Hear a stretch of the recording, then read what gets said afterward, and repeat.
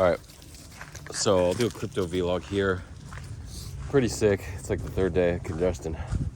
So sorry if I got anyone sick at the ASMKC. Didn't check the comments last night. Oh, I think I got a few comments about from Jamie and Comfy and maybe Tyroke and Sentinel said hi. A few comments. I didn't check them all. So it was the big day, right? I talked about FOMC yesterday, they retraced. Well, what did Bitcoin do? Bitcoin actually inverse barted. So we know the BART where the chart goes up, jagged edges at the top like Bart Simpson's head, then down again. And the inverse part is where the chart goes down, then some jaggeds, and then back up. So we inverse barted back to 28.8. I called short in the subscribers lounge for Tree News, and I didn't take the call myself. I took a small long yesterday, made like 2,000 off it, but I didn't take the short today. We corrected about $1,000, close to 4%, and we're 3.5%. So decent, a lot of scalps. ID or Spaceit got futures, so nice little futures pump. I think it went from like 39 to 57. Crazy to pump 50% or almost 50% like that. It's just insane, right? Gate actually had futures. Gate, gotta stop shilling Gate. I mean, can't stop shilling Gate. They got all these tokens before everyone, these futures. Speaking of which, okay, the main event. You waited 2 minutes. Here's the main event. Arbitrum airdrop. So what the shit happened? So there are a bunch of custom scripts for people with massive amount of airdrops for claiming. He looked on Dex Screener, the Uniswap trades on Arbitrum Dex. Arbitrum Dex, like 1incher Arbitrum network deck.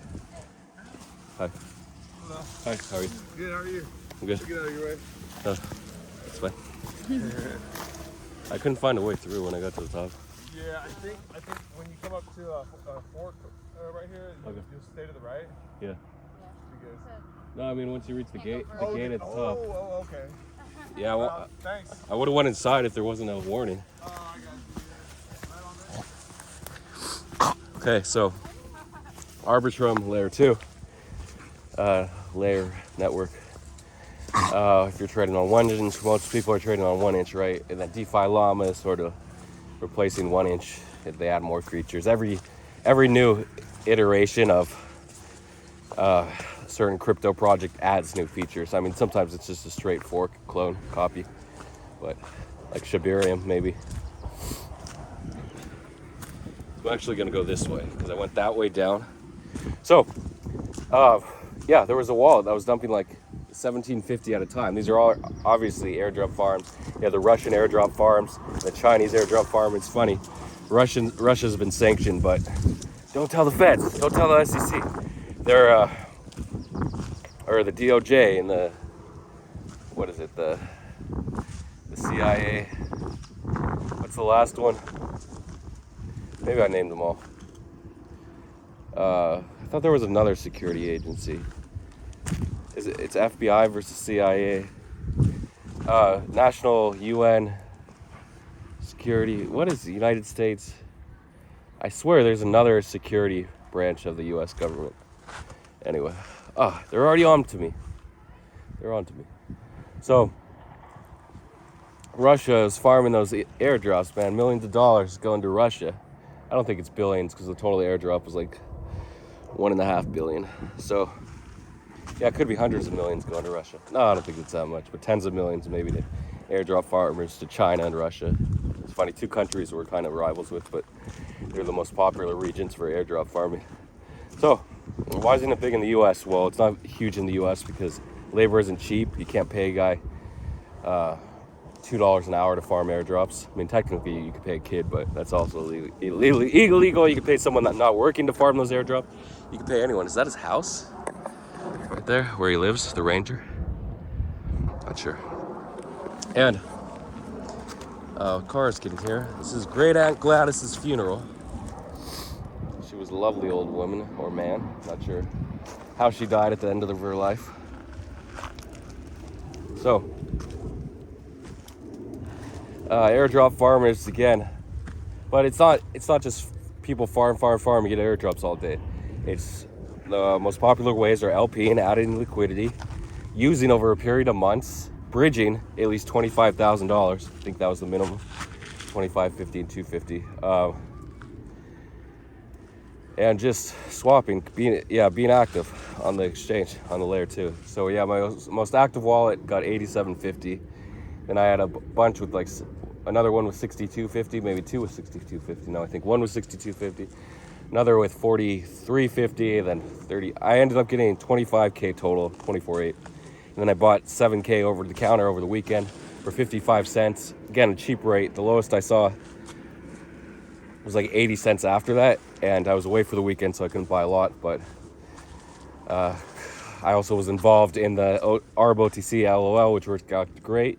And I tried to short 149 on BitMEX, except I got front run by a bot, so I had to sell 139. I think it ended up going to like 156 in the morning during that crazy pump, which I'll talk about. So everyone's claiming airdrops in the morning, and sorry for Comfy, but I'll get back to Comfy in a second because he did have a big win overnight. So Comfy didn't use Arbitrum. He's a sex guy. He loves sex. He likes it with other male traders. There's not a lot of female traders he can trade.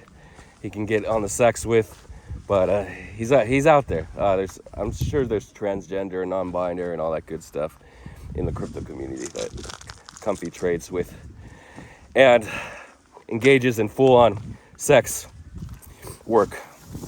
And his favorite thing to do is just have sex in crypto. So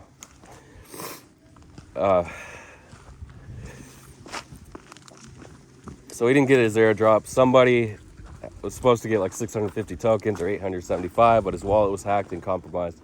They ran a script, even though he could have run the script to get it out, which I'll talk about again. I think I want to go through that rock bush. I don't want to crawl into it, but there are steps, so we can't take these steps. Guess I had to crawl under here, right? So claiming, why was it $15 on Bybit?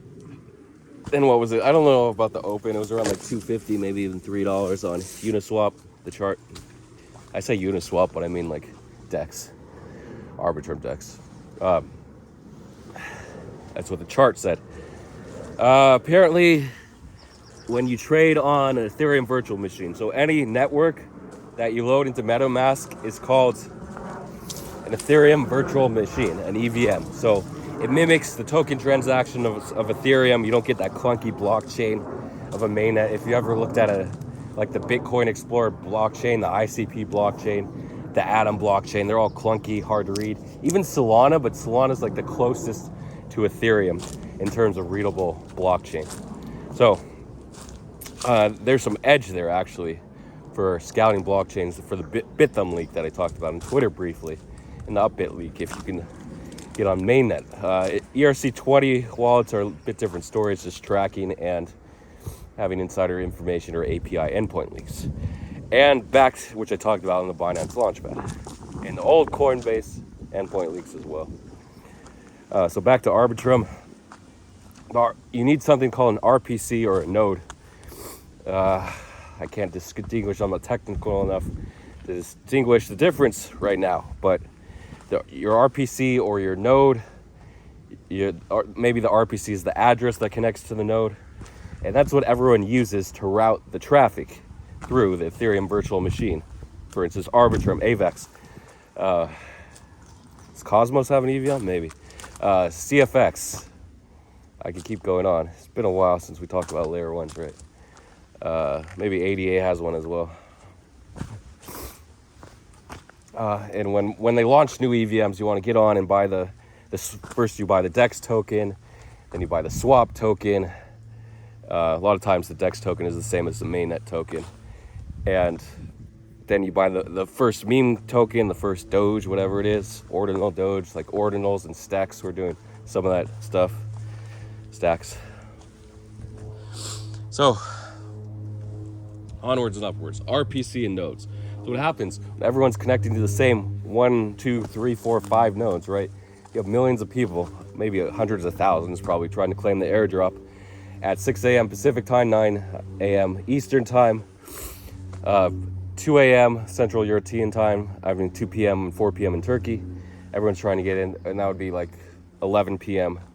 Thursday night in Asia, or 10 p.m. So everyone's trying to get in and claim, but they can't. So what do? You have private nodes, right? Everyone's using private nodes, but then the issue is even private nodes are having issues. So we were running these scripts, claim, repeated, initiate the gas transaction, failing over again, and we're using like $30 in gas, $20 in gas, a lot of gas, at least 0.04 ETH. Actually, that would be $50 in gas, right? So you need a minimum, no, $70? Something crazy to claim. Crazy amount, $80 in gas. But 70, I don't know. ETH hit like 1820 today. I think it made a new yearly high. Don't quote me on that, but yearly high today. So that could be bullish for alts. Bitcoin's still going to chop around, and the FOMC economy FUD, who knows? We're right here at the funeral service starting a little bit. So I'm just going to go here while I finish this vlog. Short vlog. Could have been longer, but back to back, don't really have to talk about a lot. And when one token takes up the biggest event, side quest right now, tangent. Jail Kwan, apparently Do Kwon arrested in Montenegro. I think Luna 2, which is the new Luna, the fork, the one that trades, and then Lunk is the original, the Luna 2 and Lunk. Lunk is Luna 1 with crazy inflationomics. So, Luna 2 dumped from 138 to like 124 and bounced a little. It's a nice little 10% dump, but it bounced fast.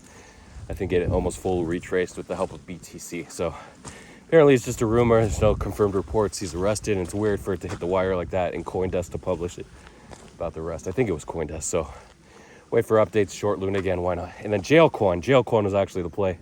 If you could have thrown in like 5 or 10,000 because it pumped 2.5x from about 1,000 to 2,500. And now back on the subject of Arbitrum. So the RPC nodes are getting hammered, private nodes. Everyone's Bybit's opening at $15. People are trying to sell at $15, and it's not wicking down. Why isn't it wicking down fast? It's hanging around 15, 14, 13. Okay, it's dropping a little bit.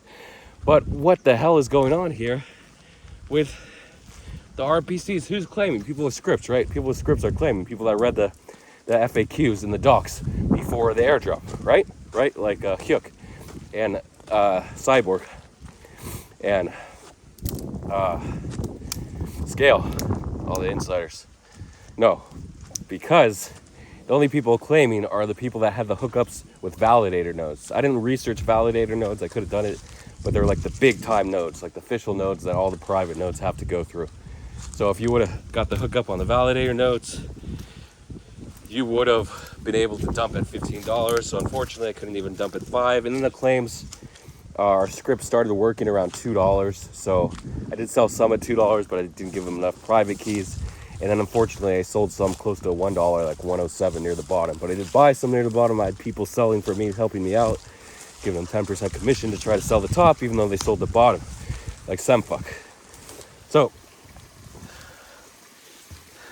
hopefully this bridge doesn't collapse. See these pipes? This can't be clean water. You have these big pipes. Anyway, I'm drinking it, or the dogs are drinking it. I've drunk it before. If you go back to old vlogs on Twitter from 2020. But so no, finally the scripts are going through like $1.70. People are selling on Bybit. The script isn't set up to sell on DEX though, just to get your coins to Bybit or KuCoin or Gate.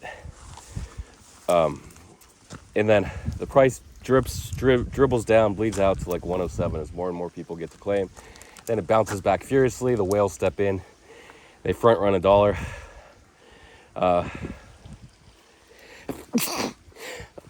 BitMEX June futures bounced at $1.05. I was able to close at like 115 to 118 on my short. I was just a hedge. I was hedged, and then I did the OTC deal at 126. Someone just swooped in and bought $18,900 for tokens, 15,000 tokens at 126. But I still have about an hour. Hopefully I don't run over, and hopefully they don't count daylight savings yet to send them funds, or I lose 25% of the deposit, which was $4,700 $125. So basically, if the price is 25% above $1.26, but it's actually $1.20 because there's a 5% fee that goes to commissions for the service. So 120 would be 24 plus 30, $1.50, right? So if price is above $1.50, I can just dump base and don't even have to send it to the guy. He's gonna be disappointed if price is like $1.60 by midnight UTC, well, whatever, $1.60, $1.40. It makes a little bit of the difference. It's a $2,000, $3,000 difference for 15,000 tokens, but at the same time, onwards and upwards. So we bounced all the way to 155 from about $1.07. Coinbase helped. Whales, I saw like $100,000 buys on Coinbase. Probably had large buys on Binance as well. Binance listed, and they actually moved up the listing time or futures time. It's the first time I've ever seen them move it up by 2 hours. So you had to use a lot of gas to get your transaction through, and even then it wasn't gonna work. But some people got through. Maybe if you used like 0.1 ETH in gas, would it have worked, or 0.2 ETH, something crazy? I don't even know. Because I didn't have the contract or the claim link I talked about in the vlog last night. The claim link to claim, I didn't have the script set up. I didn't have a Windows PC and all that good stuff for the script. But scripts are great for claiming when they work. So always use the validator nodes. If you can get a hookup, pay for the big time node. You can, but it might cost like $10,000 to rent, which is worth it if you can dump at 100,000 10x premium, right? $15 versus $1.50 or $1. So back to the story at hand. A lot of people got rich. ARB is hanging out. ARB is big time. There's hype, but where's the top? Where's the bottom? Nobody knows. Is it $2, $3 in the future? Yeah, but how close is the future? Is it tomorrow? Is it this weekend? Are alts going to have a weekend alt party, even though tomorrow's Thursday? No, tomorrow's Friday, actually. So it's Friday night in Asia. Thursday morning. No, Thursday night in Asia. Yeah, I got that right. And Thursday morning in the US. So I guess I summed it up. And back to comfy with the Oaks call. And if you had a bot with enough slippage, boom, boom, boom, we pumped from like 686 sats, right around there, all the way to 1,224 sats a few hours later. So almost 2x. What is that? 80%. Something crazy. But congrats to Karen again for getting in. He said he wishes he used Alpha Leak, more slippage. So more slippage, the risk is you'll take a loss on a sharp wick up in full retrace, depending on what you're bodying. The benefit is if it's a huge mega pump, like 2x almost, then if your slippage is close to 25% or 30%, you'll be able to buy and get filled and sell for at least 2 or 3. Not 2 or 3x, 2 or 3x the slippage price, like 50%. And I'll finish this up now. Did a little walkabout. And Comfy, he gave me the call before at 2 p.m. The listing was at 8 p.m. Pacific time, 11 p.m. Eastern time, 4 a.m. Thursday morning in Europe. But 6 a.m. Turkey. I gotta stop saying turkey. Turkey. Now I never have to say turkey. But I do have to give $100 to survivors of Turkey, or people still recovering in the Turkish earthquake. Turkey, and what was the border again? Serbia? Somewhere way across the world. We would never know about these countries if we didn't have maps and we didn't have people talking online every day with them. So Comfy told me to buy at like 674 a few hours early, and if I would have went all in there, I was just like, it's the kid, the crypto trader, the sex trader who called Wolf, right? He always calls, he called Pump. He says, this is gonna pump, blah. 8 straight losses, I can't take it, man. 8 straight losses, I can't take it. Finally a pump. Finally, every 6 weeks, he gets a call right, and whatever. But he did kind of call the Bitcoin bottom. Just going for that squirrel. Just not gonna find it though. So nice for Comfy for making 50% on his net worth. He sold around like 1050. He could have held the 1200 and made like $1,000 more, but still a decent gain. I think he took his port from like 4,500 back to 7K. He's the happiest kid in the world when you get a big win after so many losses, right? He's struggling. He's decided to go back to Poland. And now, boom, it's a nice boost, a nice parting gift when he leaves the great nation of Spain for the cold, although it's starting to warm up, nation bordering a war zone in Ukraine of Poland. So thanks for watching, everyone. Sorry if I didn't shout you out. I just didn't get to the comments, but Foundation have... Oh, no, not the leash in the swamp. Not the leash in the swampy swamp. Oh, that's a swamp, Liberty. You're going to go inside to the funeral home, huh? You got to get in there. You got to get in there. Come on. There's a lot of ways to make money still in crypto. And again, another shout out for Mongol for trading TA and making $24,000 this week. For the last 3 days. See you guys later. And I'll see you again next time on this adventure. And I got to check the R price too.